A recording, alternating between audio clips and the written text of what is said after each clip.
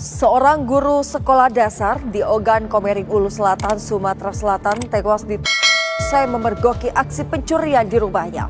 Pelaku diduga menusuk korban dengan senjata tajam.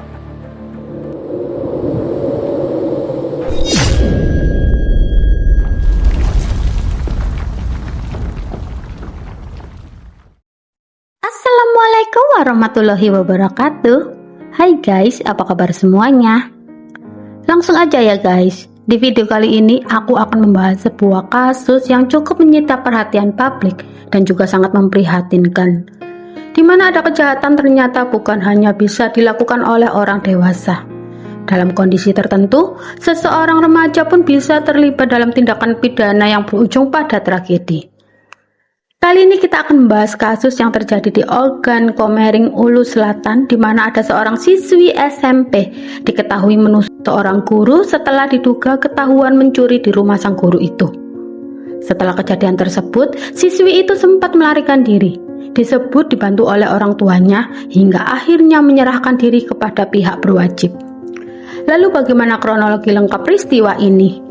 Dan apa yang sebenarnya terjadi hingga kejadian tragis ini bisa terjadi? Ya udah deh guys, nggak usah berlama-lama lagi. Yuk kita bahas kasusnya bersama aku Ruth Fermiati di kisah True Crime.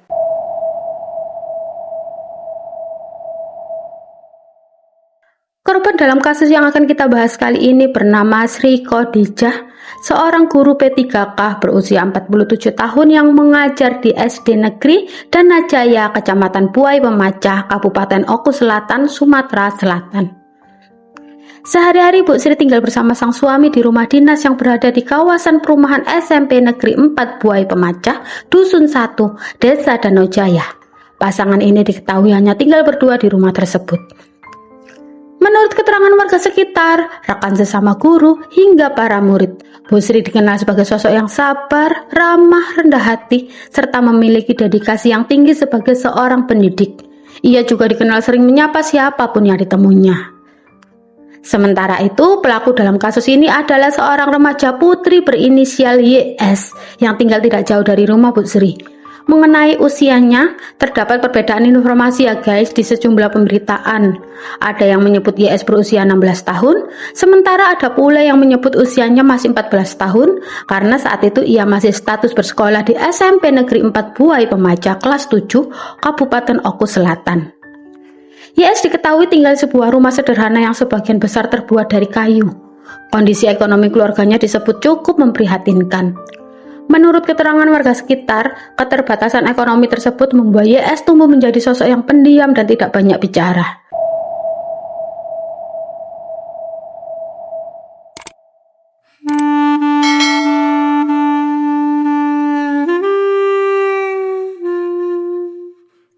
Diduga karena himpitan ekonomi, YS nekat melakukan tindakan yang melanggar hukum. Karena rumahnya berada tidak jauh dari kediaman Ibu Sri Khadijah, YS diduga telah mengetahui rutinitas keluarga tersebut, termasuk jam mengajar Bu Sri dan waktu sang suami berangkat bekerja. Dari situlah YS mengetahui kapan rumah Bu Sri dalam keadaan kosong. Menurut informasi yang beredar, YS kemudian masuk ke rumah Bu Sri saat korban sedang mengajar. Di kesempatan pertama itu, YS diduga berhasil mengambil sejumlah uang dari dalam rumah sebelum akhirnya melarikan diri.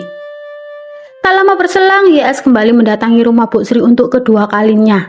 Karena aksi pertamanya berhasil tanpa diketahui pemilik rumah, YS diduga kembali melakukan pencurian, aksi keduanya pun kembali berhasil. Merasa aksinya selalu berjalan mulus, YS kembali mendatangi rumah Bu Sri untuk ketiga kalinya. Saat itu sekitar pukul 9 pagi ketika Bu Sri diketahui sedang mengajar di sekolah.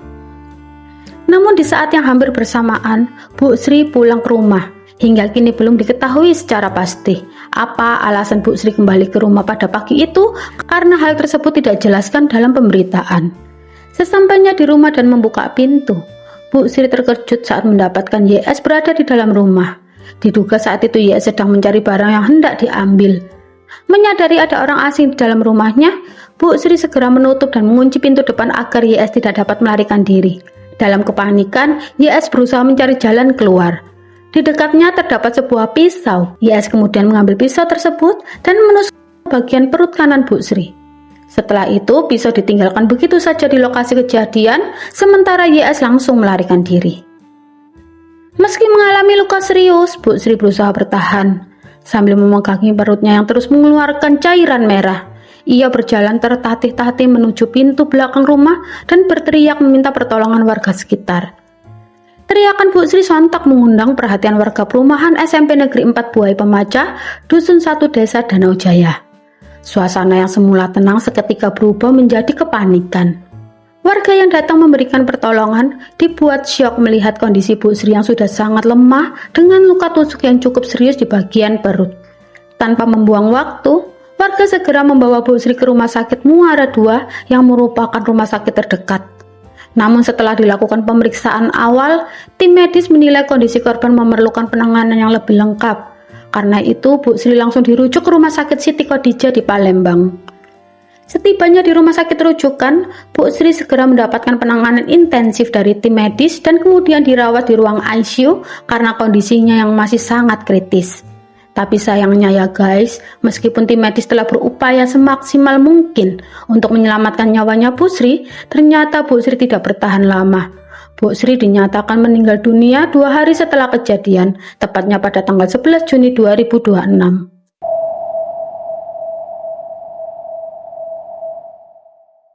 Di sisi lain, warga yang mengetahui kejadian tersebut segera melaporkannya kepada pihak kepolisian di Polsek Buai Pemacah. Tidak lama setelah menerima laporan, polisi langsung bergerak menuju lokasi kejadian. Setibanya di lokasi, tim kepolisian segera melakukan olah tempat kejadian perkara. Keterangan dari para saksi mulai dikumpulkan untuk mengungkap kronologi serta mencari pelaku di balik penusukan yang menewaskan Bu Sri. Dari hasil olah TKP, polisi mengamankan sebuah pisau dapur sepanjang sekitar 35 cm yang diduga digunakan pelaku saat melakukan penusukan. Selain itu, identitas terduga pelaku juga berhasil dikantongi. Setelah mengetahui identitas tersebut, polisi langsung mendatangi rumah YS. Namun saat tiba di lokasi, rumah itu sudah dalam keadaan kosong. Polisi pun menduga YS telah melarikan diri bersama kedua orang tuanya. Pencarian terus dilakukan hingga akhirnya pada tanggal 16 Juni 2026, ada sepasang suami istri bersama perangkat desa mendatangi Polsek Rantau Alai, Kabupaten Ogan Ilir, untuk menyerahkan anak mereka yaitu YS kepada pihak kepolisian. Lokasi tersebut berada cukup jauh guys dari Kabupaten Oku Selatan dengan jarak sekitar 200 km. Informasi penyerahan itu kemudian diteruskan pada Polres Ogan Ilir yang selanjutnya berkoordinasi dengan Satreskrim Polres Oku Selatan. Sekitar pukul 5 sore waktu Indonesia Barat, Kasat Reskrim Polres Ogan Ilir menghubungi Kasat Reskrim Polres Oku Selatan untuk memastikan identitas sekaligus keberadaan YS. Menindaklanjuti informasi tersebut, unit Reskrim Polres Buai Pemacah langsung berangkat menuju Rantau Alai untuk menjemput YS. Petugas kemudian tiba kembali di Polsek Buai Pemacah pada dini hari 17 Juni 2026. Selanjutnya YS diserahkan kepada unit PPA Satreskrim Polres Oku Selatan sekitar pukul 12 siang waktu Indonesia Barat untuk menjalani pemeriksaan lebih lanjut sesuai dengan prosedur peradilan anak. Dalam kasus ini, penyidik menerapkan pasal 466 ayat 3 Undang-Undang Nomor 1 Tahun 2023 tentang Kitab Undang-Undang Hukum Pidana, yaitu terkait tindak pidana penganiayaan yang mengakibatkan meninggalnya seseorang. Karena YS masih berstatus anak, seluruh proses hukum dilakukan dengan mengacu pada Undang-Undang Nomor 11 Tahun 2012 tentang Sistem Peradilan Pidana Anak. Nah, itu tadi ya guys, kronologi kasus yang menimpa almarhumah Bu Sri Khadijah.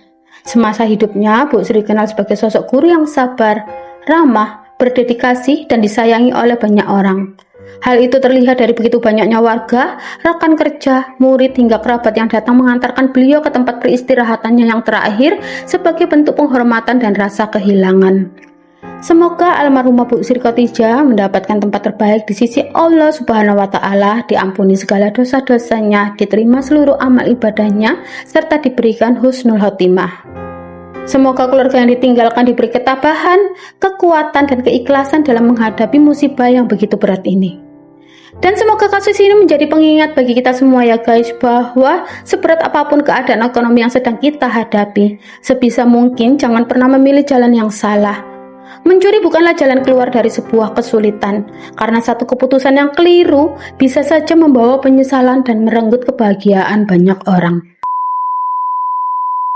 Terima kasih sudah menonton video ini sampai selesai. Semoga kisah hari ini bisa jadi bahan renungan buat kita semua. Kalau kalian merasa konten di channel ini punya makna, bantulah guys support dengan like, share, dan subscribe. Karena kita sedang on the way menuju 1000 subscribers. Support dan dukungan dari kalian sangat berarti banget buat aku. Akhir kata, wassalamualaikum warahmatullahi wabarakatuh. See you di my next video. Bye bye. Bye bye.